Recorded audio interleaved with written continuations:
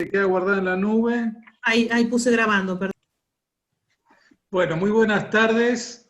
Les damos la bienvenida a este curso de preguntas de los profesionales de la salud en torno a la objeción de conciencia frente al aborto. Esta iniciativa nace por un esfuerzo conjunto de la Facultad de Ciencias Médicas y de la Facultad de Derecho de la Universidad Católica Argentina. Es un gusto recibirlos, estamos muy contentos de la recepción que ha tenido la idea de hacer este curso. Vale destacar que el curso también es convergente con las actividades que la UCA viene realizando en torno a su programa de maternidad vulnerable y también en el campo de la Facultad de Derecho, el proyecto IUS, proyecto de investigación que dirige la profesora Débora Ranieri.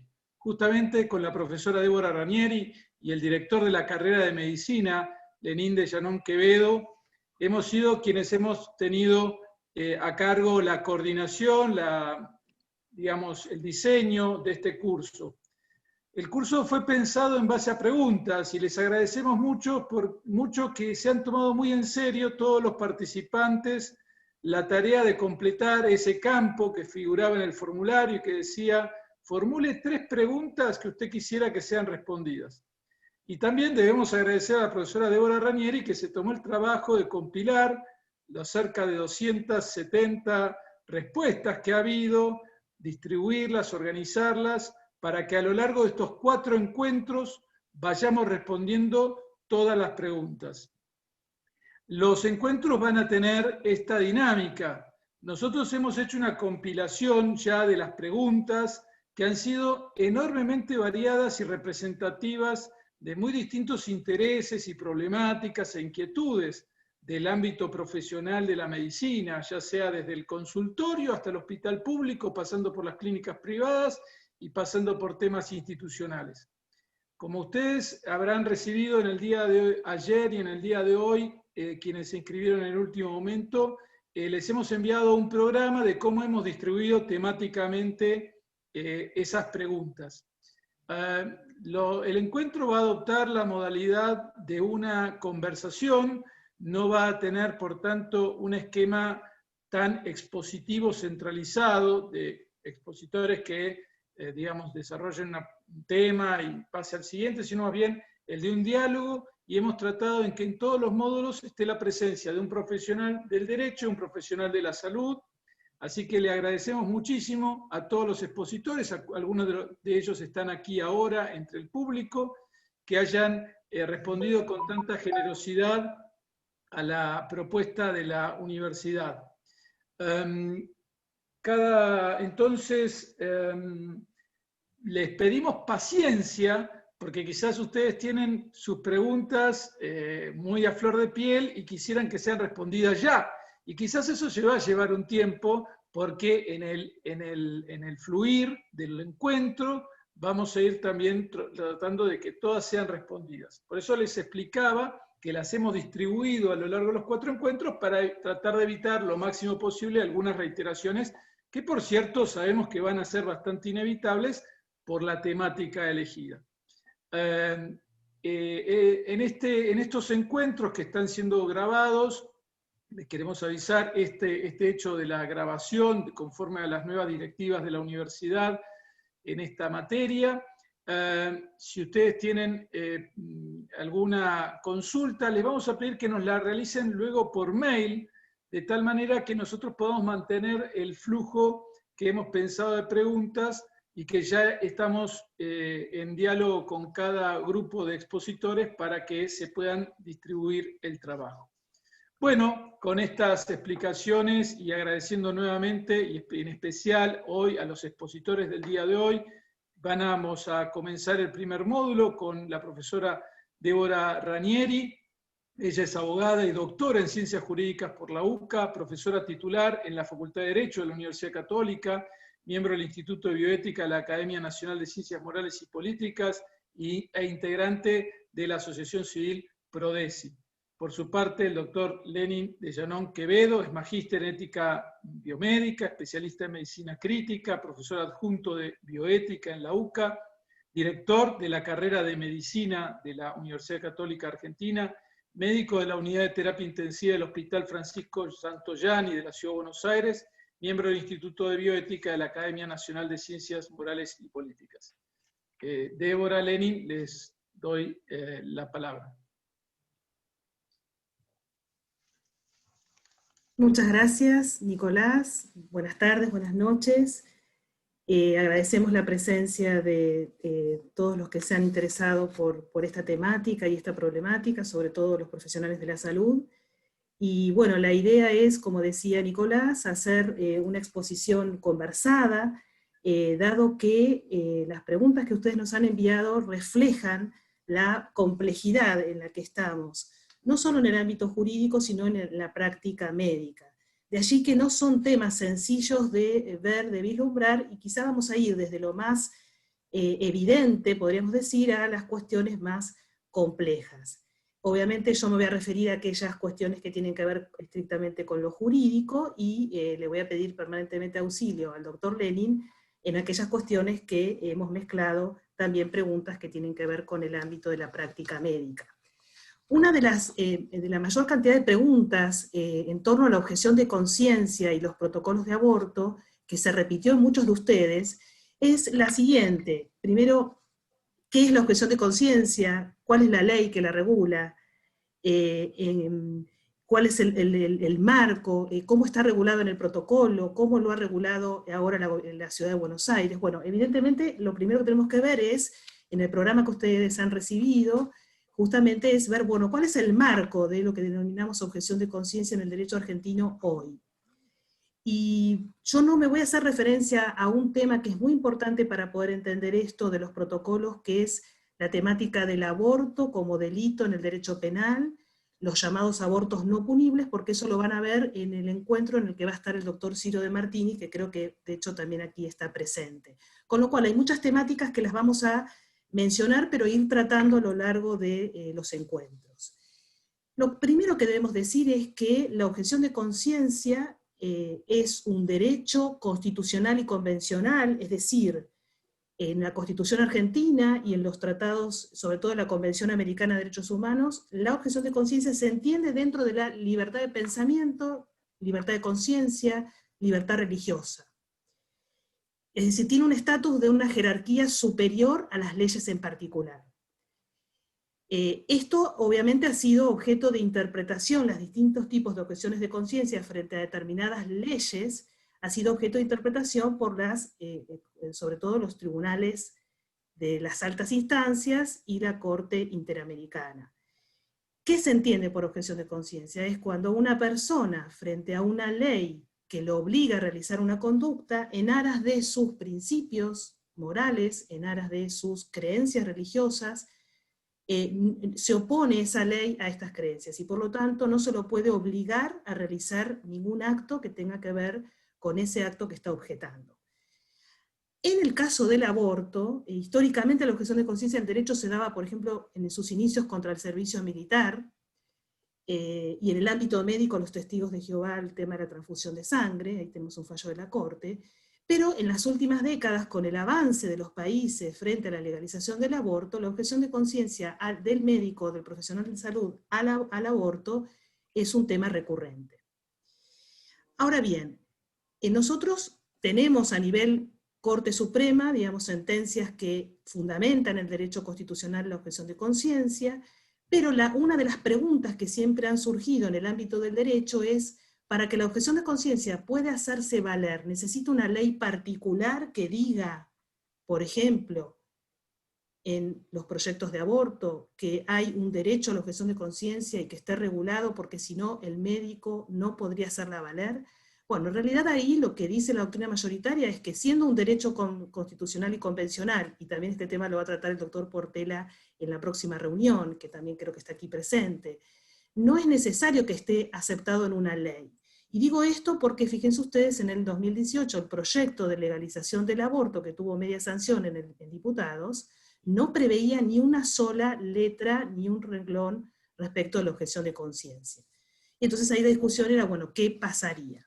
Ahora bien, ¿dónde está regulado esta objeción de conciencia en diríamos, en el derecho argentino en torno al aborto? Bueno, en primer lugar es el que ha sido el origen de todo este lío de los protocolos, que es el fallo FAL, ¿cierto? En el fallo FAL, cuando la Corte ordena, exhorta, extralimitando su poder jurisdiccional, a las provincias y a las jurisdicciones locales a proveer de estos protocolos hospitalarios en el caso de los abortos no punibles del Código Penal, haciendo una interpretación que no nos vamos a meter allí porque lo van a ver más adelante. Allí la Corte ya dice que debe preverse en estos protocolos esta objeción de conciencia de los médicos y le pone como ciertos requisitos, o sea, lo va regulando. Ahora bien, este fallo que dio origen a estos protocolos, ahora sí yo les voy a compartir para que ustedes vean, me voy a tomar el trabajo de compartirles. No estoy pudiendo, puede ser Nicolás. Ah, sí.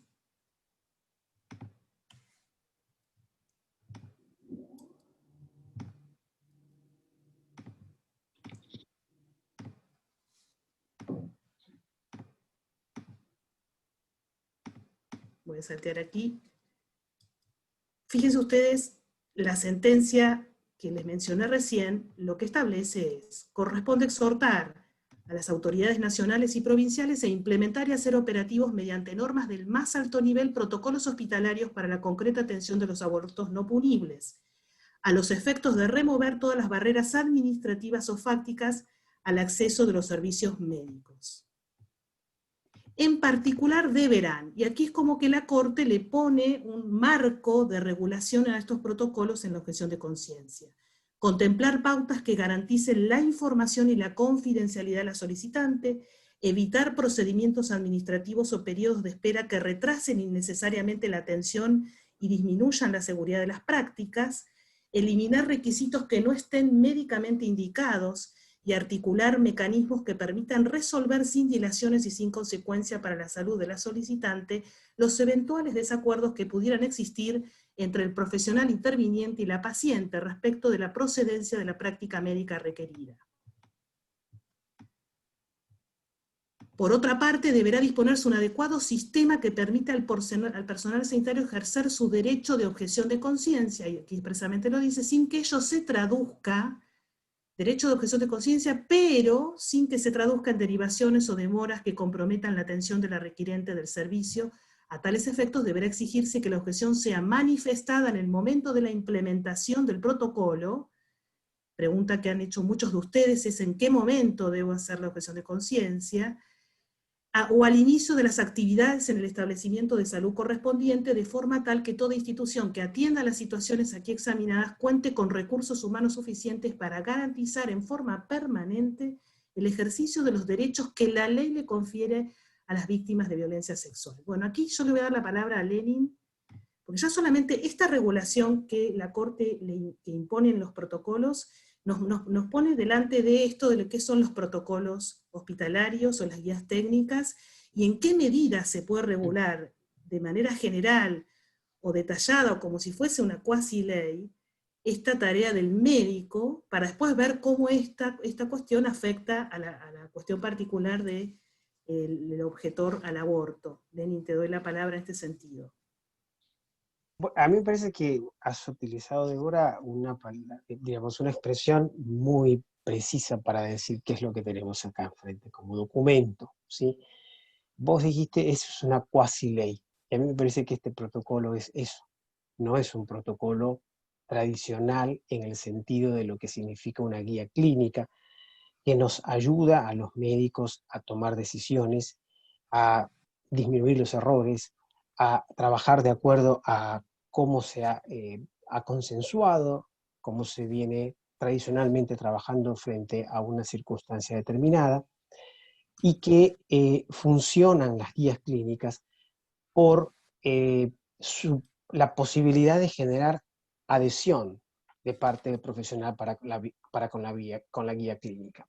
Y eso se debe a que se considera de que la guía clínica es un buen instrumento.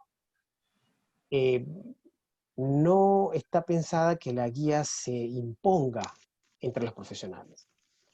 Y este protocolo funciona con un carácter de imposición al profesional. De hecho, regula una serie de cosas, y hasta diría yo que regula más de lo que vos acá has planteado como ciertos límites que pone el fallo de la Corte a el ejercicio de la objeción de conciencia, porque se excede incluso. Dice qué es lo que no, en qué circunstancias no puede ejercerse la objeción de conciencia, algo que ni siquiera la Corte lo había planteado como tal.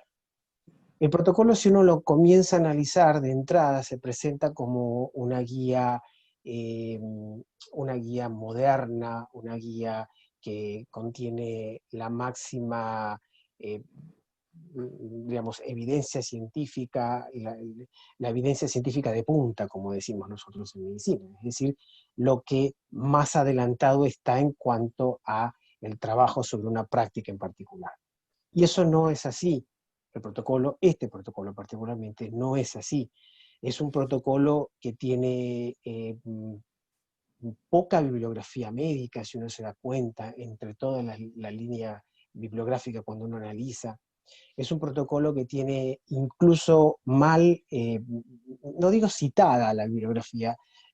A ver, en la bibliografía de un protocolo, en tanto y en cuanto se presente como una herramienta que contenga lo que más se sabe sobre determinada cuestión y que se lo propone como guía para el profesional, debe ser muy claro de dónde sale esa información.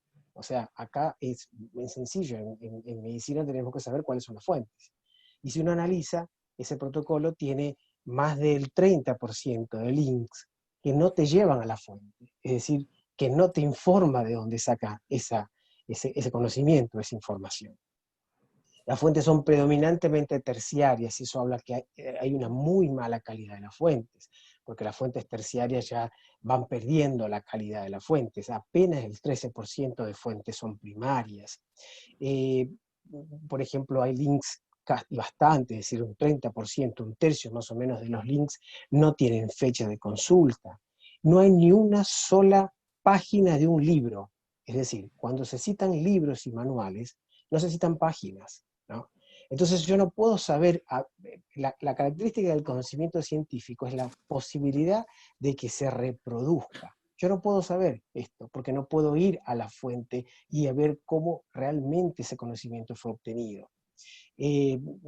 La verdad es que si uno analiza las consultas, la gran mayoría de las consultas que tienen fecha fueron hechas entre marzo y abril del año 2018, justo cuando en Argentina se estaba defendiendo un proyecto de legalización del aborto, con lo cual uno plantea que más allá de la presentación del protocolo como un instrumento de realmente alta validez científica, uno tiene que pensar si no es un instrumento de carácter más bien político, porque se estaba llevando en ese momento un importante y democrático debate en el que muchos de los que estamos acá presentes incluso participamos.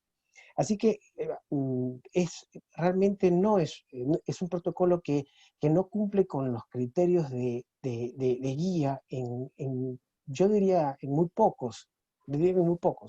Es una especie de una nueva ley que quiere imponer a los médicos para que los médicos vayamos a elegir el aborto como una opción que podemos ofrecer, ¿sí? Y sin en absoluto entender que, bueno, que el aborto no es una simple un procedimiento médico, sino que tiene muchas implicancias, que esto ha sucedido en casi todos los países, incluso el aborto es ley desde hace mucho tiempo. Así que si vos me preguntas qué es este protocolo, yo te voy a decir, este protocolo está muy, muy alejado de lo que es una guía clínica, y el protocolo tiene que ser una guía clínica de altísima calidad, porque tiene un carácter muy vinculante. Es decir, como yo le estoy diciendo, usted tiene que hacer esto, esto y aquello, debe de tener muy buena calidad de las fuentes y desde dónde se sustenta para poder decirle. Y eso no lo observamos en este protocolo, en donde hay un 42% de fuentes de instituciones con claros conflictos de intereses. Entonces, Es un documento elaborado desde guías, la segunda parte del documento, que es más técnico, es desde guías que vienen desde la Organización Mundial de la Salud, organización que ya esta pandemia nos ha permitido develar cuáles son los verdaderos intereses de la Organización Mundial de la Salud, quienes venimos con esto desde hace un buen tiempo, hace rato venimos diciendo de que la Organización Mundial de la Salud es una institución que tiene muchos conflictos de intereses, está bastante apartada de la idea inicial con que fue creada, y que bueno, esta pandemia ha permitido conocer mejor a esta gran institución que es mantenida por todos nosotros con estatus bastante alto, porque los funcionarios son funcionarios de altísimo nivel con sueldos bastante elevados. Entonces, eso es la segunda parte. Y la primera parte es una cuasi ley en donde obliga al médico a comportarse de una manera independientemente de lo que el médico pueda pensar sobre el acto médico, que siempre debe de estar evaluado desde el punto de vista moral, porque los médicos no somos ejecutores. Los médicos somos partícipes en la toma de decisiones y por ende somos partícipes morales en la toma de decisiones, con una responsabilidad que tenemos que mantener en todo momento y no olvidarnos. No somos simples ejecutores. La relación médico-paciente no pasa por una relación de ejecución y los médicos cumplimos el deseo del paciente, incluso entendiendo, hasta diría yo, la autonomía de una manera en demasía, pero en ninguno de los casos esta autonomía tiene que impedir que el médico ejerza su profesión, tomando en consideración lo que considera que es bueno para el paciente, en función también de sus valores morales, que son los que nos hacen a nosotros ejercer la medicina. Primero estudiar la medicina y después ejercer la medicina. Bien. Bueno, y desde el punto de vista jurídico, ni que hablar los líos que este protocolo ha generado, ¿no? Porque, en primer lugar, ha tenido varias redacciones, ¿no? Una primera redacción, si no me equivoco, fue en el 2009, y si uno mira, hay una autora, una jurista, Paola Vergallo, que participó en esa redacción, y en realidad si tenemos que hablar con total sinceridad, digamos, el lobby abortista tiene muy en claro cuáles son los pasos que hay que dar para llegar a la plena legalización del aborto. Y ellos muestran muy bien, ¿no es cierto?, desde estados que prohíben absolutamente todo tipo de aborto, estados que establecen algunas causales en casos extremos, pero luego cómo pasar de esos abortos no punibles, diríamos, como nosotros tenemos en el Código Penal, que no es de ningún modo un derecho, eso lo explicará el doctor Ciro de Martini la próxima vez, cómo pasar a la legalización. Como ese pasaje no es fácil de dar, porque hay una reticencia en muchos estados, y lo hemos vivido en el 2018, el paso es convertir estos no punibles en una reglamentación que incluso lo llaman los abortos permitidos, ¿no? O reglamentados. Y entonces ahí pasamos de algo que el médico, fíjense ustedes, en el no punible, el médico no se le tiene que pedir autorización, de ahí la judicialización que siempre se ha dado en la Argentina ha sido justamente porque ante este pedido, los médicos, con clara conciencia de que el aborto es un delito y es una conducta prohibida, inmediatamente se encontraban en la cuestión de negarse a esto, y por eso se judicializaba. Ahora, ¿cuál es el paso que este protocolo intenta dar con la abierta intención? Y luego, digamos, convertirlo en una especie de permiso o reglamentación de algo que, fíjense ustedes que siempre se repite ya desde el Código Penal, está todo permitido, cosa que no es así, y por otro lado, avanzar en causales que, como muy bien ustedes ya saben, este protocolo incluso va en contra del Código Penal, en el sentido de entender la violación sin necesidad de que la mujer haga la denuncia, y el caso de la causal salud, ¿no? Entonces ya de por sí el protocolo jurídicamente no tiene consistencia, ni mucho menos en el orden constitucional argentino.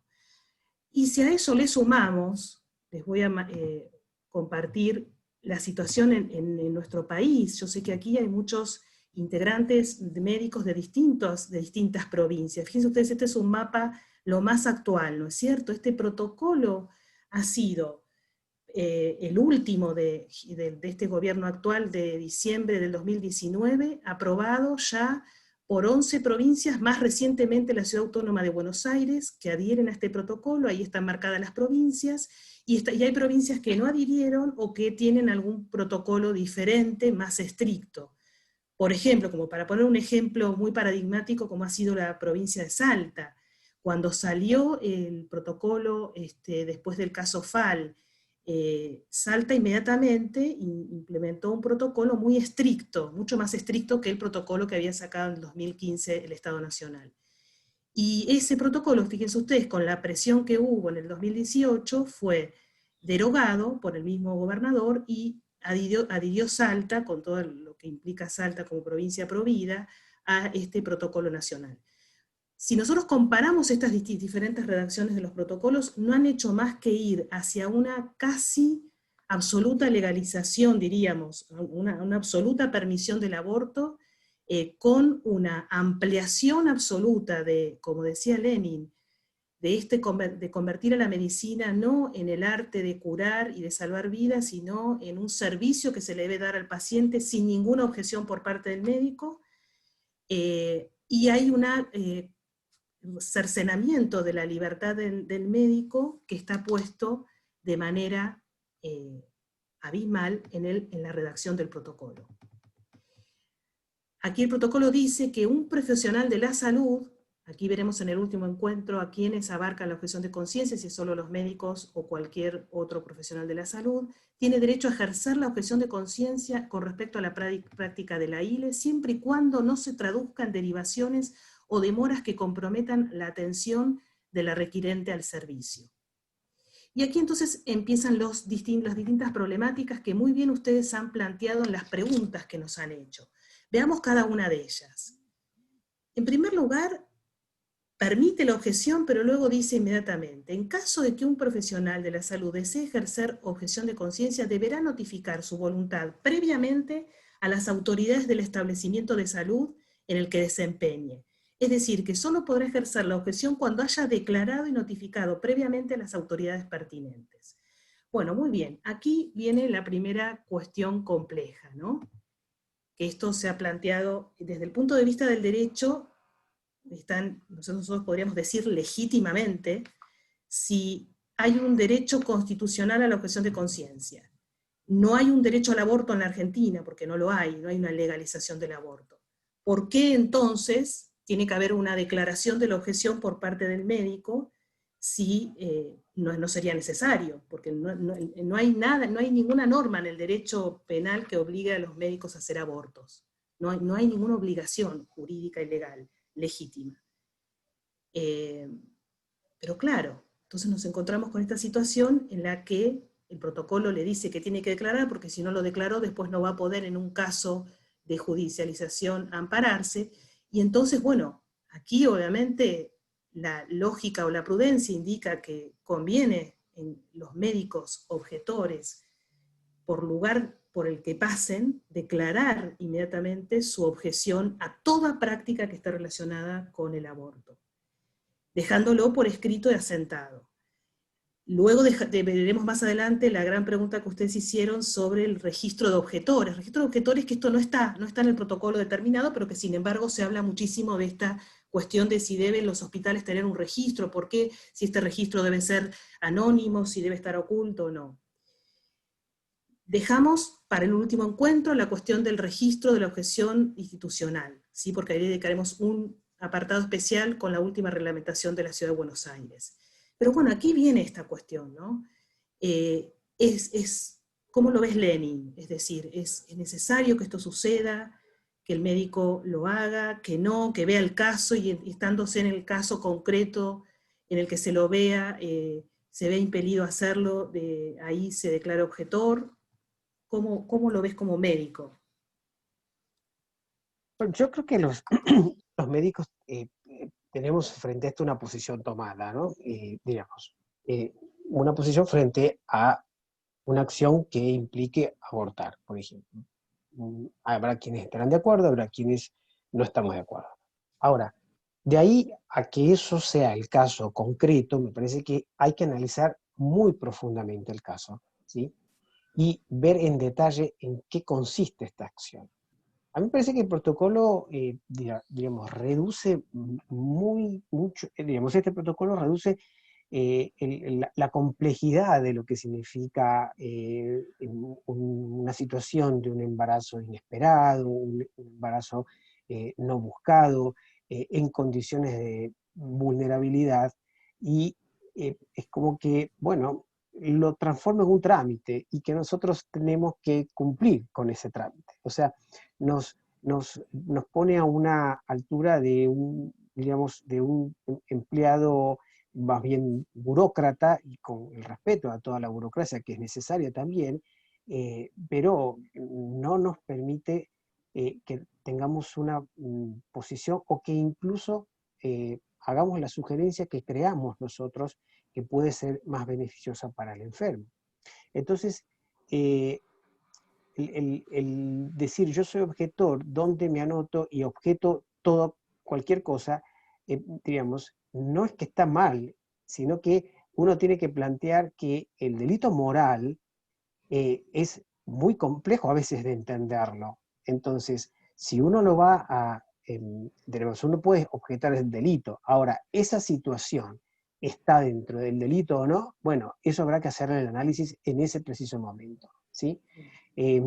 Por eso a mí me parece que, como se plantea el protocolo, es como que, bueno, tengo una situación que no quiero hacer tal cosa, bueno, voy y me hago un aborto, ¿no? Creo yo que simplifica demasiado lo que es realmente esta situación, lo que es un estado de vulnerabilidad en pacientes que, por lo general, todos los pacientes que se han sometido a esto, para nadie ha sido algo inocuo, que no ha dejado ninguna secuela, incluso para personas que pueden estar a favor, pero que se acuerdan de esta situación. Con lo cual, creo yo que la complejidad de esa situación que vive la mujer cuando está embarazada y no esperaba ese embarazo, o no se siente en condiciones de llevar adelante, no se siente preparada para a lo mejor ser madre. Si bien la gran mayoría de estos abortos no son en las mujeres que tienen el primer hijo, muchas ya son mujeres que han tenido otros hijos y que, bueno, sería un hijo más, que desde luego que implica una preocupación más, agrandar la familia, todos los factores socioeconómicos que hoy en día implica eso. Nadie está desmereciendo, y justamente estoy remarcando la complejidad del caso.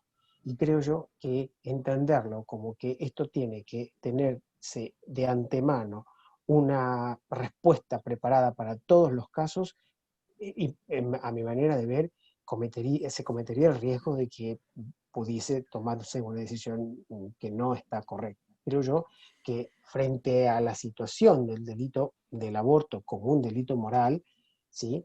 Bueno, y además en la Argentina todavía sigue siendo penal, ¿no?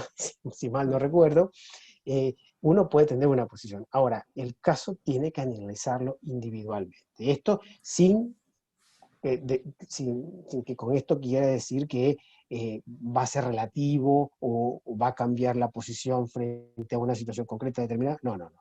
Pero creo que para poder tomar una decisión hay que conocer bien cada caso. Bien, lo que sucede generalmente con los que han analizado esta cuestión de si es bueno,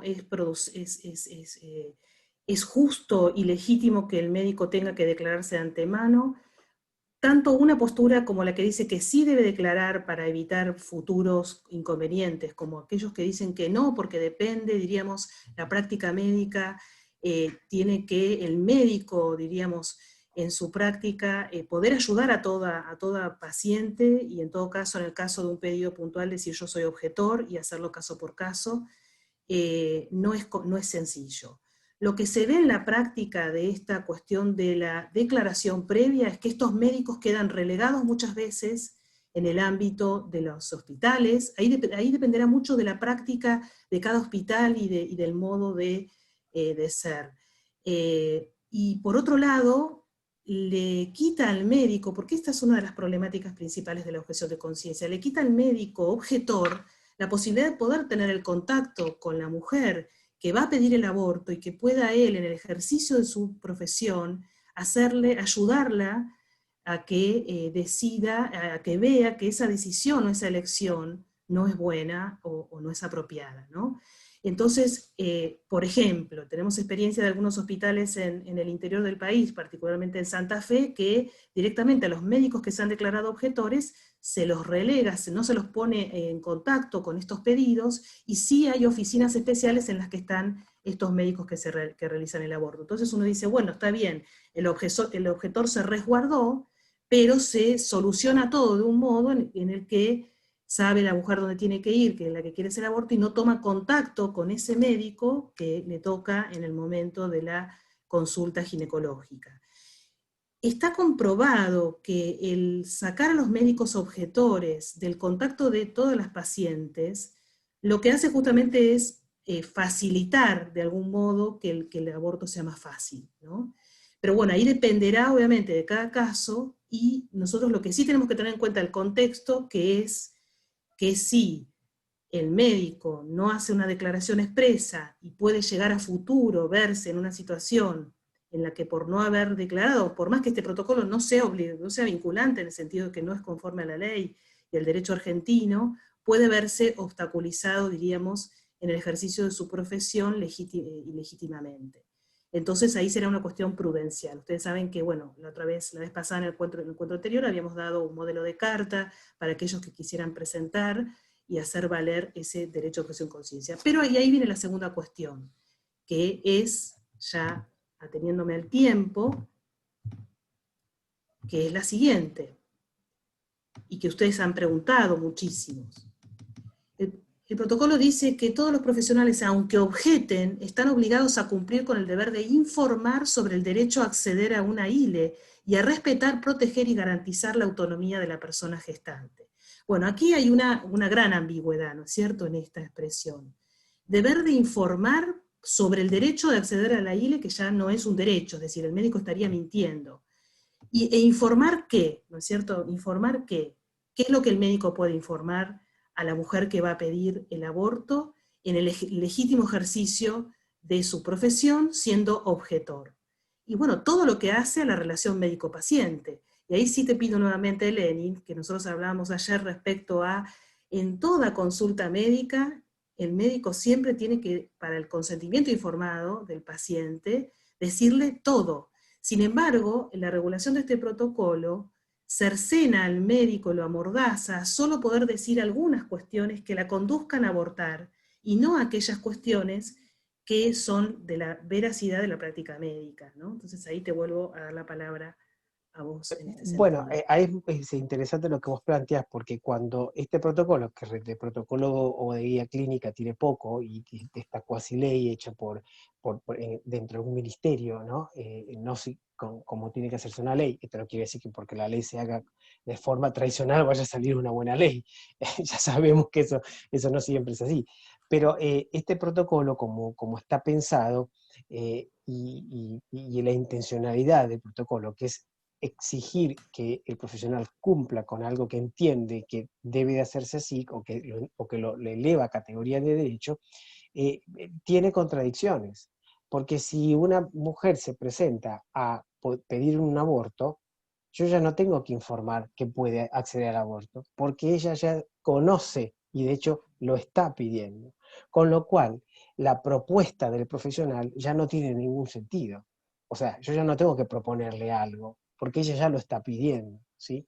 En todo caso, habrá que informar cómo eso se ejecuta. Ahora, si yo soy objetor, si comienzo a informar cómo se ejecuta, también ya entro en contradicción de cómo voy a informar cómo se ejecuta si yo soy objetor. Entonces, ahí nos damos cuenta que este protocolo tiene contradicciones serias, ¿sí? Que después, en otros casos, vamos a llegar a la conclusión por qué la objeción es un medio,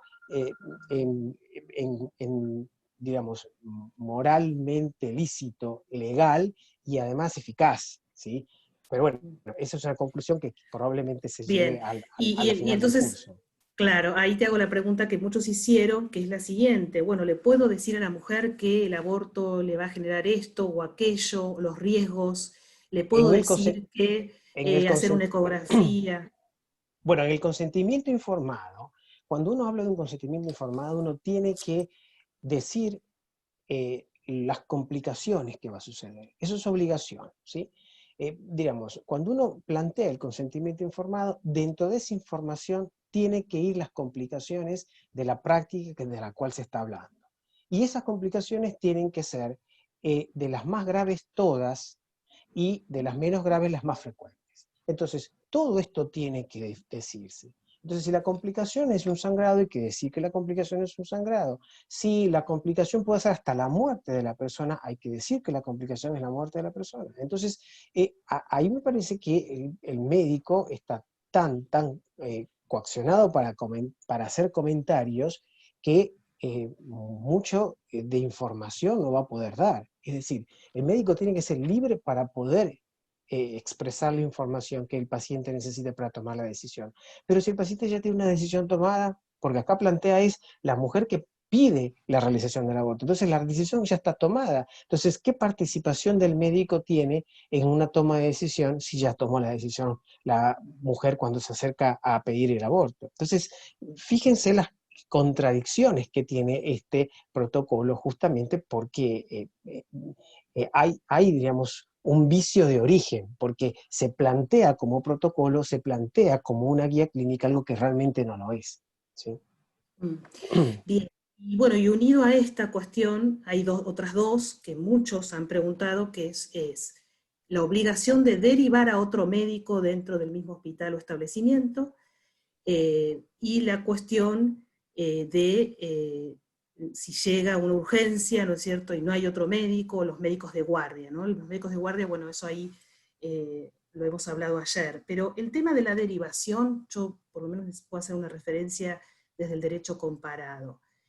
Mayoritariamente la doctrina considera, y creo coincido con esto, que la obligación de derivar a otro implicaría que el médico que no quiere realizar un acto está siendo cómplice de algo que no quiere hacer, derivando en otro médico concreto para que lo realice. Con lo cual, el tema de la derivación es toda una discusión en la jurisprudencia comparada, porque en los países en los que más se respeta la objeción de conciencia, se prohíbe en la cuestión de la derivación. O sea, el médico objetor no tiene obligación, tiene solamente que decir, yo no hago aborto por tal o cual motivo, tener la relación con el paciente, pero de ningún modo hacerse cargo de lo que pueda suceder después. Y lo mismo si no hay dentro de un hospital médicos no objetores, y que esta es una gran problemática que tienen muchos países y que nosotros también lo vemos en el interior del país por la gran cantidad de médicos objetores que no hacen aborto en los hospitales públicos. Entonces, ¿qué sucede? El protocolo como que da a entender, si no hay, el hospital lo debe proveer, o sea, debe poner a alguien como si con esta idea de que haya un servicio. ¿Cuál es tu parecer en esto? ¿Cómo ver esta cuestión, esta obligación de la derivación impuesta al médico objetor? Bueno, a mí me parece que eso es justamente el hecho de que no quiere que se haga objeción de conciencia, porque, o sea, si le ponen tantas dificultades como para que pueda ejercer la objeción de conciencia, desde luego que en definitivas cuentas no se va a ejercer la objeción de conciencia. Entonces, si yo creo que esto no es lo correcto, pero lo derivo a quien lo puede hacer, a la larga soy también partícipe de eso que entiendo que no es lo correcto. Entonces no tiene ningún sentido que el médico objetor esté obligado a derivarlo, con lo cual en sí el protocolo, a mí me parece que esta objeción de conciencia es casi una cuestión testimonial, porque en el ejercicio de la objeción de conciencia es muy complejo poder ejercitarla como tal, ¿sí? Diríamos, vos planteabas un poco esto de bueno, los médicos que objetan van a ser relegados o se observa en la práctica que se va a ser relegado. Yo creo que ahí también tiene que haber un punto intermedio en donde si yo objeto y es pública mi posición al respecto, también tengo que hacerme cargo y responsable de la decisión que tomé de considerar que esto es un error y que yo no lo voy a hacer.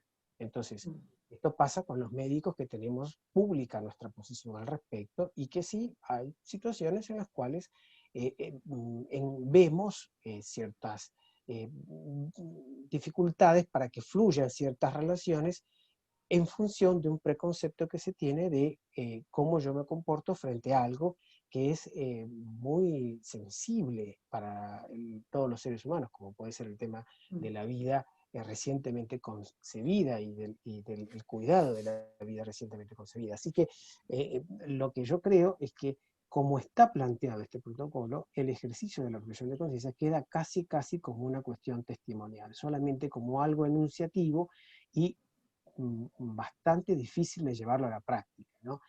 Pero esto no quiere decir que no se pueda llevar a la práctica. Creo yo que en los próximos encuentros va a haber profesionales que han hecho el ejercicio, que han expresado y que incluso sus experiencias personales no han sido necesariamente experiencias en las cuales han tenido, diríamos, han sido relegados. Pero esto también debe ver el contexto, vos bien dijiste, hay que ver el contexto, ¿sí? Esto es una cuestión prudencial, muy bien utilizaste el criterio, y la cuestión prudencial va a depender de muchísimas cosas y de lo que en ese momento la persona vea para tomar esa decisión, ¿sí? Un discernimiento profundo para poder tomar la decisión. Muy bien. Bueno, para ser respetuosos con el tiempo que nos fijamos y poder hacer un breve recreo de 10 minutos hasta las 19 horas, dejaríamos aquí, han quedado otras preguntas, pero van a seguir siendo respondidas, y vamos a seguir viendo la letra del protocolo y otras cuestiones que se derivan, y a las 19 horas vamos a escuchar al doctor Ignacio Larriva, que estrictamente él va a responder a todos aquellos que, siendo médicos de hospitales públicos, y se ven en la cuestión de tener que obedecer o no este protocolo, o cómo hacer objetores, o las cuestiones jurídicas, que incluso desde el derecho administrativo él nos puede decir, junto con la doctora Ruth Weinberg. Así que, Nicolás, entonces hacemos un breve recreo, ¿sí? 10 o 5 minutos. Muchísimas gracias, Débora, Lenin, por la introducción, por el encuadre del tema, por presentar, digamos, los ejes centrales de nuestro curso. Pedimos disculpas, parece ser que hubo gente que se sumó a último momento, había un link en uno de los formularios que daba error, pedimos disculpas, no tenemos bien registrado, nosotros enviamos el correo a todos los que se habían inscrito en el día de ayer y en el día de hoy con las coordenadas correctas. Bueno, hacemos una pausa hasta las 19 y nos reencontramos aquí para el segundo módulo de nuestro curso sobre objeción de conciencia. Bueno, retomamos nuestro segundo módulo. Es un gusto presentar a la doctora Ruth Weinberg. Ella es médica ginecóloga, ex jefa de servicio de ginecología del Hospital Eva Perón, ex Castex del Partido de San Martín en Provincia de Buenos Aires, docente de grado de UBA, docente de posgrado de la Sociedad Argentina de Mastología. Y junto a ella va a estar el doctor Ignacio de la Riva, abogado, magíster en Derecho Administrativo por la Universidad Austral y doctor en Derecho por la Universidad de Valladolid, profesor titular de Derecho Administrativo y director de la maestría en Derecho Administrativo Económico en la Facultad de Derecho de la UCA, autor de 2 libros y más de 50 artículos, socio del Estudio Casañe e integrante de la Asociación Civil Prodesi. Ellos van a tomar el tema de la objeción de conciencia del médico en el hospital público. Bueno, les doy la palabra a Ruth e Ignacio. Muy bien, bueno, buenas noches. Un placer compartir este panel con la prestigiosa doctora Weinberg, que además nos va a contar bastante de su larga trayectoria en hospitales públicos, con lo cual yo podré decir algunas vaguedades desde la perspectiva jurídica, y quien va realmente a darnos los datos de la vida real será ella.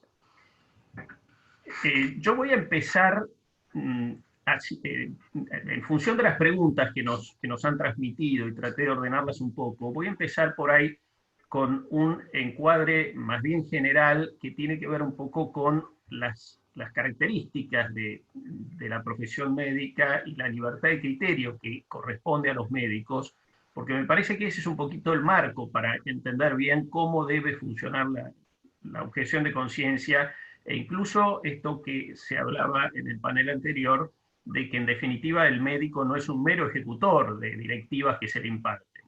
Entonces ahí, de hecho, hay una primera pregunta que se nos hace que dice, ¿el médico puede en general negarse a practicar una práctica cualquiera? Y bueno, es casi una obviedad lo que voy a decir, pero ciertamente que el médico sí tiene obligación de brindar atención al paciente, pero de ninguna manera está obligado o tiene el deber de realizar una práctica determinada, ¿no? Él tiene justamente en el ejercicio de su profesión, conforme a su saber, para algo hay un título habilitante, tiene la potestad de hacer un diagnóstico del caso concreto que le llega, hacer un estudio y prescribir un tratamiento determinado. Y en ese sentido, este protocolo, con todas sus deficiencias que nos contaba Lenin y que comparto desde ya, es un abordaje más bien abstracto, general, pero que no resuelve la infinidad de casos concretos que al médico se le pueden presentar. Entonces, mal puede pensarse que el médico tenga que, frente al caso que se le presenta, ir corriendo, agarrar el protocolo, leerlo, encontrar ahí la respuesta de lo que tiene que hacer, e ir y ponerla en práctica. Eso sería simplificar enormemente y distorsionar absolutamente lo que es propio de la condición del médico y del ejercicio de su práctica. Al hilo de esta pregunta viene otra que dice, ¿qué alcance tiene la libertad para el ejercicio profesional cuando una paciente invoca el pretendido derecho a abortar? Y un poco se responde de la misma manera. En definitiva, el paciente puede, obviamente, llevar su problema, su planteo, sus requerimientos, pero ciertamente que no puede imponerle al médico una práctica determinada. Esto no es una profesión a demanda. Viene alguien, me pide algo y yo voy y le respondo a satisfacción. El médico tiene una responsabilidad como médico y ciertamente que tiene que entonces hacer valer ese ámbito de incumbencia que le es propio. Esto está muy claramente reflejado en este, digamos, muy criticable fallo de la Corte, el fallo FAL, a muchos respectos, ¿no? Podemos hacer una larguísima lista de objeciones a ese fallo, pero en este punto dice algo interesante. Dice que la embarazada es quien solicita la práctica y la decisión de llevarla a cabo debe ser tomada, entre comillas digo, junto con el profesional de la salud. Es decir, no se trata de un pedido que el profesional ejecuta, sino que es él quien debe involucrarse y, en definitiva, determinar con su ojo clínico, con su ojo de médico y con todo su saber, si es la práctica requerida aquella que corresponde. Y también las leyes, de alguna manera, nos muestran que no existe esta supuesta automaticidad entre lo que pide el paciente y lo que hace el médico. Cuando de alguna manera se enumeran los deberes del médico en el ejercicio de su profesión, la ley del arte de curar dice que los médicos están obligados a respetar la voluntad del paciente en cuanto sea negativa a tratarse o internarse. Es decir, en ese punto tienen que respetar la voluntad del paciente, no en lo que el paciente quiere. En todo caso, en lo que el paciente se niega a hacer en materia de internación y tratamiento. O la ley 26.529 de derechos del paciente dice también que entre los derechos del paciente está el derecho a aceptar o rechazar determinadas terapias o procedimientos médicos. Muy distinto a pensar que el paciente tiene el derecho a reclamar un determinado tratamiento. En todo caso, pareciera que es más bien un derecho que se ejerce por la negativa, no de forma positiva. Y una tercera pregunta, y ya le daría la palabra después a la doctora Weinberg para que nos también comente si ella quiere algo sobre esto de cuál es un poco el grado de libertad del criterio médico que debe respetarse en todo momento. Esta tercera pregunta dice, si yo soy un médico no objetor y considero que un aborto no procede por razones médicas, ¿puedo negarme a proceder si soy no objetor? Bueno, una vez más, ¿no? En definitiva, la profesión médica es una profesión científica, ¿no? O que tiene un sustrato claramente científico y que debe conducirse con criterios técnicos. Entonces, obviamente que entre una serie de órdenes o directivas que se le pretendan imponer al médico, sea por su superior jerárquico, ya vamos a hablar ahora un poquito de lo que es la relación del médico en un hospital público, o sea a través de un instrumento de este tipo, como es el protocolo, bien, yo entiendo, y corríjame por favor la doctora Weinberg si estoy equivocado, que debe prevalecer la responsabilidad del médico de aplicar su propio criterio por encima de estas directivas que, vuelvo a decir, están elaboradas en forma muy general y que no pueden de alguna manera determinar o coartar esa libertad de criterio del médico.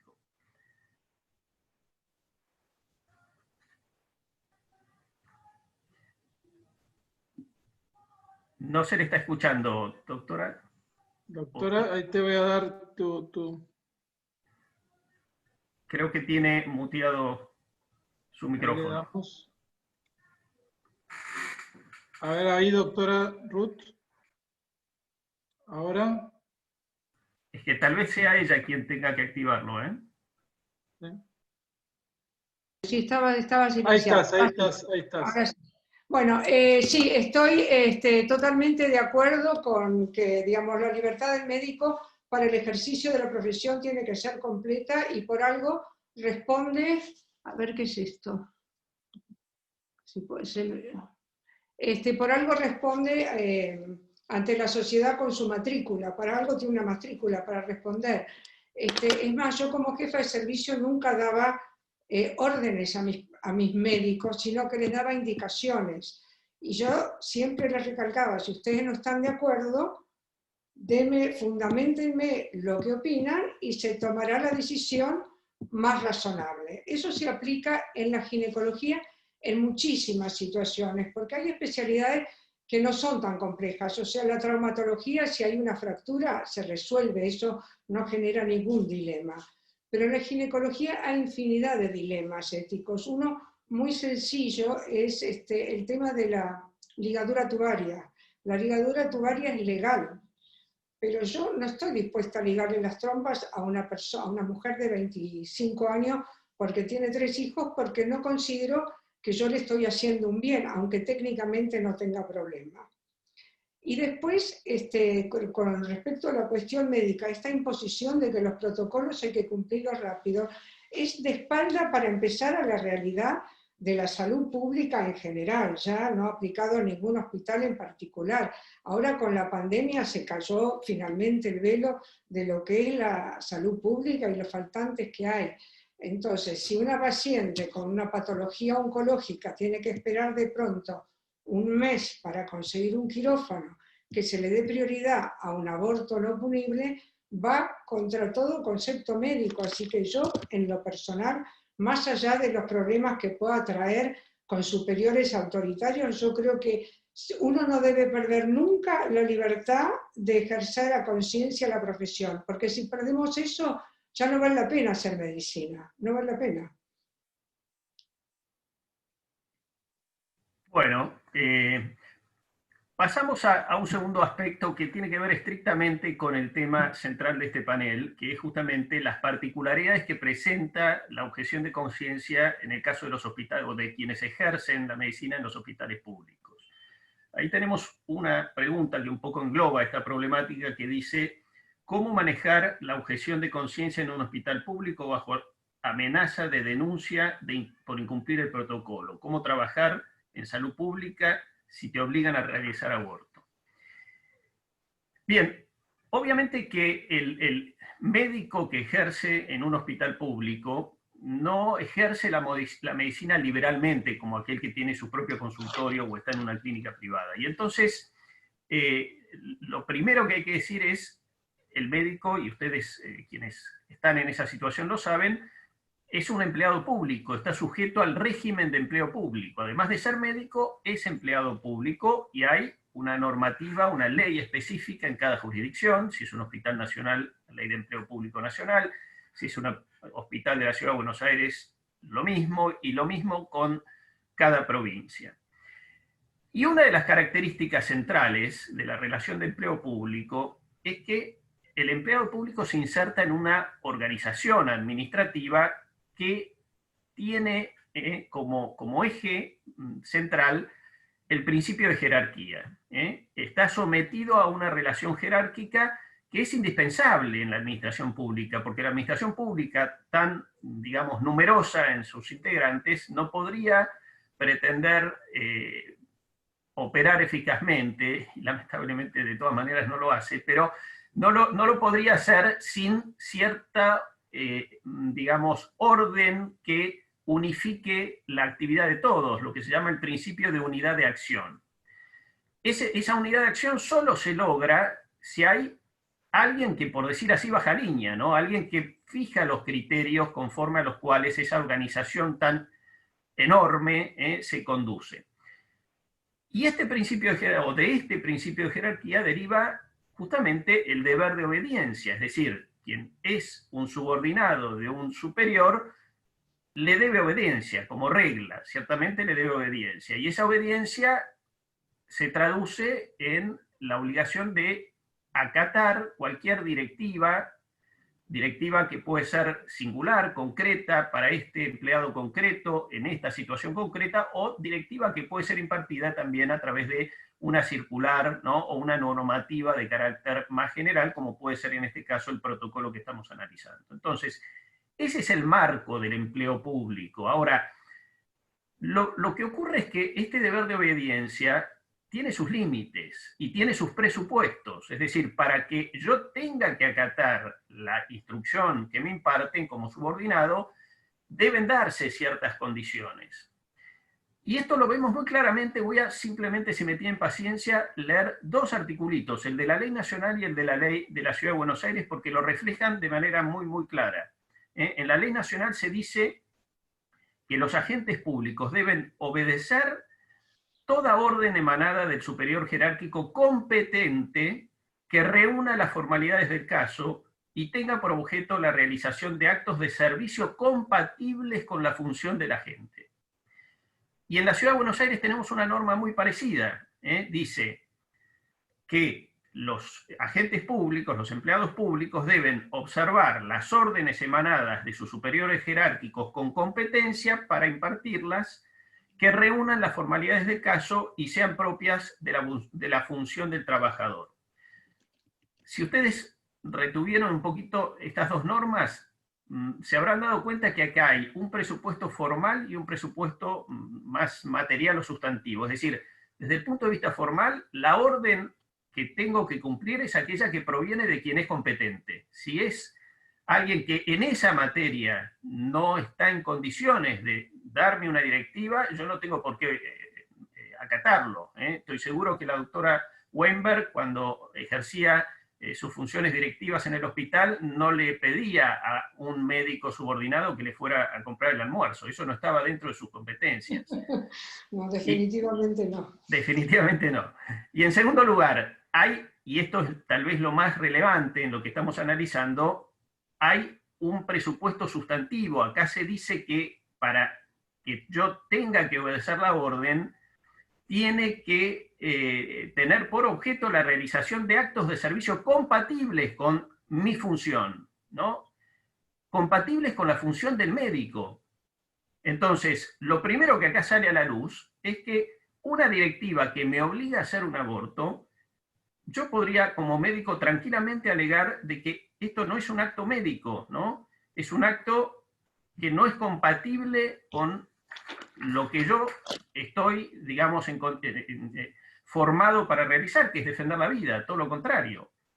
Entonces, ¿qué surge ahí? Surge lo que en el derecho administrativo se llama y se reconoce con todas las letras como el derecho a desobedecer. Es decir, hay un deber de obediencia como regla, y frente a ese deber de obediencia, cuando no se dan estos presupuestos, uno jurídicamente está legitimado a desobedecer. Y esa desobediencia puede fundarse, muy rápidamente dicho, en dos tipos de argumentos. En razones estrictas de conciencia, ¿no? Yo alego que esto no es conforme a mis creencias religiosas o morales, y como eso es un derecho constitucional, como bien se explicó hace un rato, eso me justifica suficientemente para desobedecer una orden que va contra mis propias convicciones. Pero en el caso de la actividad médica, creo que hay un paso más. Es decir, como la actividad médica es una actividad estrictamente técnica, los estudiosos del derecho administrativo, una de las excepciones digamos, que enuncian a la hora de poner los límites al derecho de obediencia propia del empleado público es cuando el subordinado ejerce una actividad que se rige por criterios técnicos o científicos. Entonces, me gustó mucho lo que escuché hace un rato de la doctora Weinberg, que ella nunca le impartía una instrucción imperativa a sus subordinados diciendo, usted tiene que hacer esto. Ella sugería en todo caso. Pero el que está frente al paciente y tiene que diagnosticarlo y tiene que tratarlo es quien es, de alguna manera, soberano para afrontar esa situación. Entonces, ¿qué nos dice el derecho administrativo a este respecto? Que la relación de poder jerárquico no alcanza lo que es materia técnica del empleado público. No puede el superior jerárquico imponerle, en mi ámbito, a un asesor jurídico cuál es el criterio en lo técnico que él va a implementar al escribir su dictamen, porque si no se desnaturaliza esa función técnica. Necesitamos un técnico con título habilitante, lo traemos y después le decimos lo que tiene que hacer. Eso claramente choca contra el sentido común. Doctora, si nos cuenta su experiencia en esto. Para mí la gran diferencia entre un empleado público administrativo y un empleado público médico es justamente la matrícula, porque digamos, eso hace toda la diferencia. Nosotros tenemos que responder con obediencia administrativa a nuestros superiores, que se puede referir tantas horas de trabajo, tantas cirugías por semana, o digamos, tipo de actividad docente, asistencial, pero después de los tratamientos somos responsables ante la sociedad por nuestra matrícula, porque si no sería hasta más cómodo para nosotros. Cometemos un error y se hace cargo el director del hospital, no somos responsables nosotros. Y esto no es así. Entonces, digamos, nuestra responsabilidad tiene el bien que no nos pueden quitar, que es la libertad de decisión. Y el mal, que es la contraparte, es la enorme responsabilidad. Y cada acto médico que nosotros decidimos, ya sea un acto de dar una medicación o de indicar una cirugía, tenemos que poder lidiar con las consecuencias, o sea que siempre tenemos que valorar costo-beneficio. Hay un tema del protocolo que no está en el tema jurídico, pero sí está en el tema médico, que es otra falla que tiene, que creo que vale la pena comentar. En el protocolo mencionan que la embarazada a partir de 16 años tiene autonomía de decisión. De 13 a 16 tiene derecho a decidir por sí sola y puede ir acompañada por algún adulto que no necesariamente sean los padres. Todos los que ejercemos la medicina en cualquier especialidad sabemos que si un paciente de 13, 14 años está enfermo, tenemos que informar y compartir la decisión terapéutica con sus tutores legales, que normalmente son los padres. Entonces, si hacemos caso al protocolo, vamos a tener una demanda planteada por la familia. Y si no hacemos caso, estamos expuestos a una demanda por el Estado. Eso es uno de los problemas. Y el otro que me parece muy grave es que dice que si el médico prevé una complicación, entonces sí puede incluir a los padres. Pero los médicos, todos lo sabemos, las complicaciones no se anuncian con carteles luminosos de la misma manera que un avión cuando se cae, el piloto no lo sabía antes. Así que tiene contradicciones que demuestran claramente que es un protocolo hecho a espalda de los médicos, utilizándolos simplemente como técnicos. Y si aceptamos eso como médicos, dejerarquizamos la medicina como una noble profesión y la transformamos en un oficio. Muy claro, doctora. Pasamos a un tema más práctico. Hay una serie de preguntas que tienen que ver con cuál es el trámite, cómo se plantea concretamente la objeción de conciencia. Y en esa línea hay una primera preocupación que está repetida en varias preguntas, que dice, la objeción de conciencia no debería declararse para cada caso concreto y no en forma general o anticipada. Algo de esto se habló en el panel pasado, y el problema que tenemos es que el protocolo dice explícitamente que el ejercicio del derecho, si bien reconoce el derecho a objeción de conciencia, lo supedita a que se haya declarado y notificado previamente a las autoridades del establecimiento donde se desempeña el médico. Esto fue y es muy criticado, y con razón, porque ciertamente esto supone, varias cosas. Por un lado, me obliga a exponer mis convicciones personales, que es algo ciertamente de mi fuero íntimo. Yo no debería estar obligado a decir lo que pienso sobre mis creencias y sobre mis convicciones morales. Por otro lado, como dijo algún autor de manera muy gráfica, parece que esto inmoviliza mi conciencia. Yo tengo que declarar en un momento dado lo que pienso sobre un tema y ¿qué pasa? De ahí ya no puedo volver a cambiar. Si no lo hice en ese primer momento y si después por ahí cambio, ¿no?, mi forma de pensar, me convierto a una religión, ¿no?, que antes yo no seguía.